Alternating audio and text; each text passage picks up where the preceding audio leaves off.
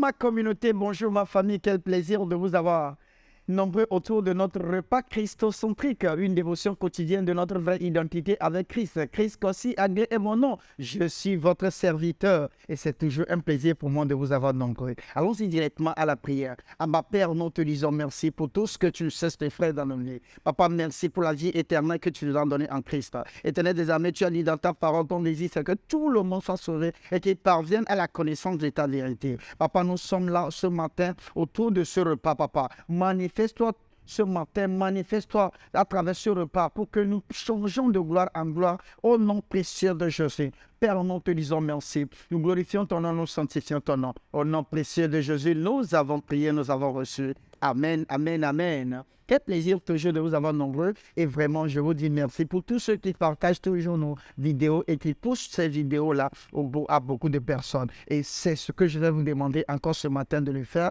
et de partager à un plus grand nombre possible. Et pour vous qui nous rejoignez pour la première fois, nous vous disons merci. Nous sommes très heureux de vous avoir et nous vous demandons aussi de partager cette vidéo et de vous abonner à nos pages et de ne rater aucune autre prochaine vidéo.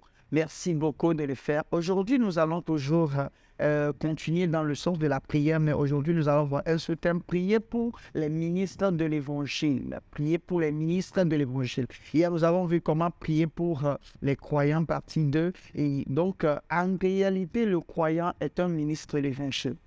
Tous les croyants sont des ministres de l'Évangile. Mais tout croyant maintenant qui se démarque du stade du croyant et qui va maintenant, qui se lance dans le ministère, est vraiment a pris sa fonction, a pris ses devoirs en main. Et donc, cette personne est spécifique et on peut le voir comme ministre de l'Évangile. Sinon, quand vous prenez 2 Corinthiens 5, versets 18 et 19, il est démontré là-bas que Dieu nous a réconciliés avec lui-même et nous a donné le ministère de la réconciliation. Donc, ça veut dire que chaque croyant est dans un ministère, est dans le ministère. Chaque croyant est appelé à être ministre de l'Évangile. Alléluia. Mais spécifiquement pour ceux qui ont accepté d'œuvrer dans ce sens-là, à ces personnes-là, ils désirent voir, ils désirent notre prière, des prières spécifiques pour ces personnes-là.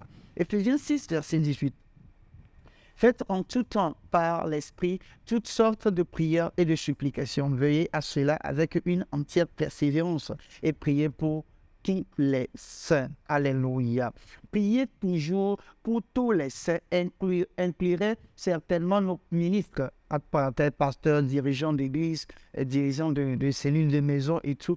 Tous ceux qui sont déjà à la tête d'une congrégation, déjà par 2 ou 3 personnes, déjà, vous êtes déjà ministre, vous êtes déjà un responsable d'équipe. Donc, ces responsables-là nécessitent une prière spécifique. Alléluia. Les apôtres nous ont demandé de prier pour eux.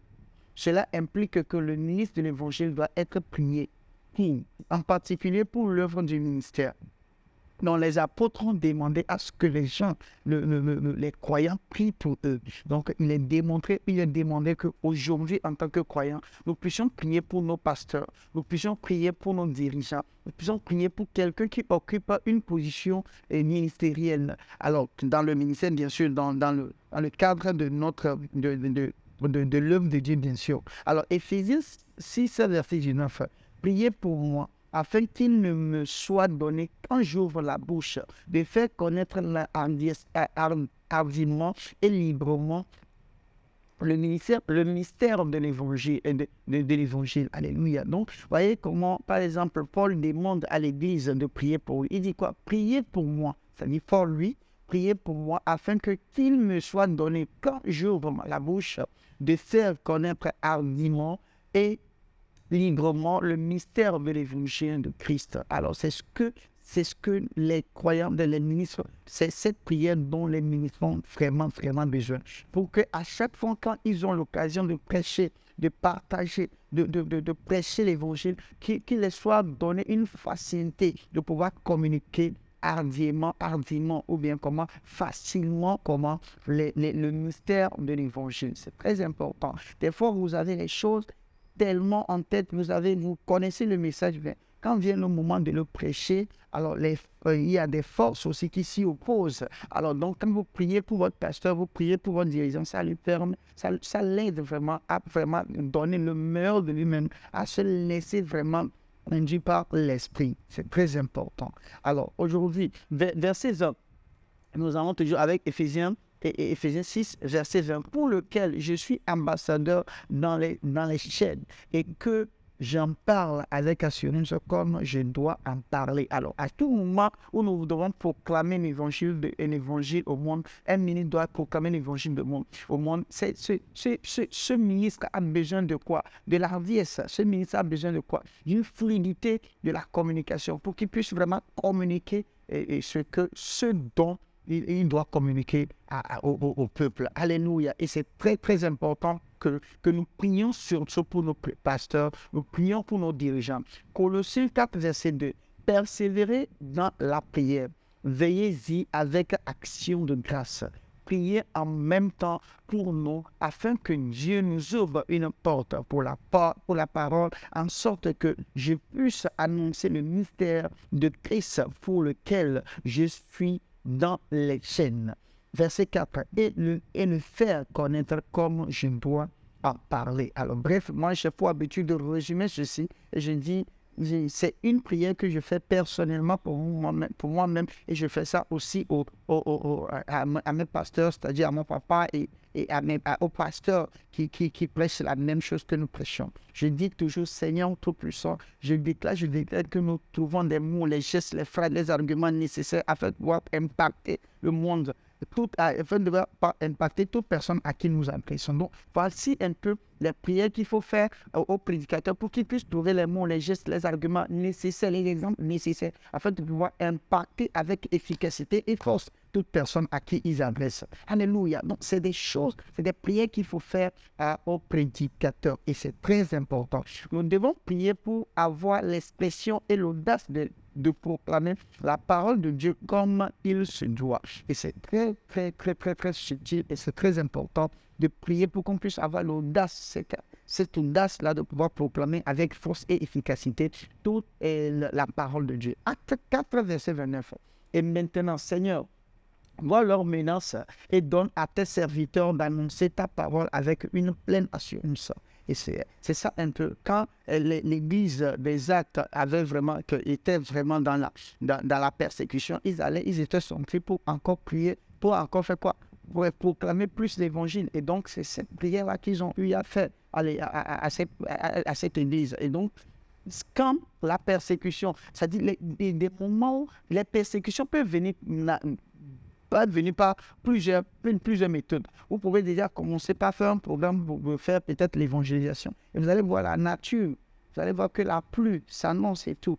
La prière peut vraiment éviter ces fléaux naturels. La prière peut éviter maintenant qu'une force étrangère négative qui va opposer l'évangile le jour-là va éclater. La prière peut faire que les gens qui doivent venir à un programme, peut-être peuvent venir suivre, même actuellement, ce que nous sommes en train de faire. Il y a peut-être des gens qui sont censés peut-être suivre ceci, mais il y a la distraction qui est là. Mais quand nous prions, qu'est-ce qui va se passer? Ces distractions seront écartées et ces personnes seront connectées à suivre cela. Donc, il y a plein de choses qui se passent. Et donc, la prière est très importante pour pouvoir vraiment faciliter la communication ou bien l'évangile. Alléluia. En priant pour les ministres de l'évangile, nous devons également prier pour que leur ministère soit reçu sans entrave et que leur vie soit préservée. Donc, en tant que ministre de l'évangile, il y a des persécutions et donc il y a un ministère que tu es en train de donner. Donc, il faut que ce ministère-là soit accepté.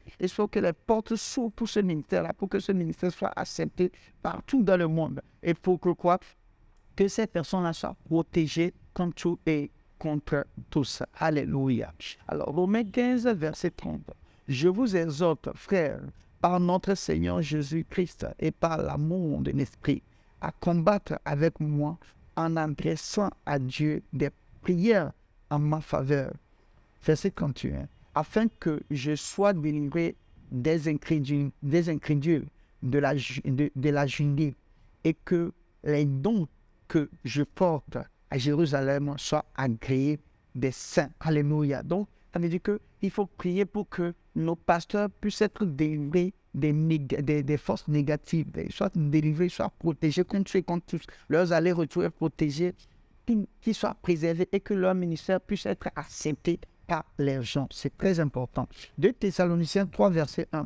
Pour reste, frères, priez pour nous afin que la parole du Seigneur se répande et soit glorifiée comme elle l'est chez vous. Alléluia. Verset 2. Et afin que nous soyons délivrés des hommes méchants et pervers, car ils n'ont pas la foi. Donc, voilà, les gens qui n'ont pas la foi cherchent à mourir des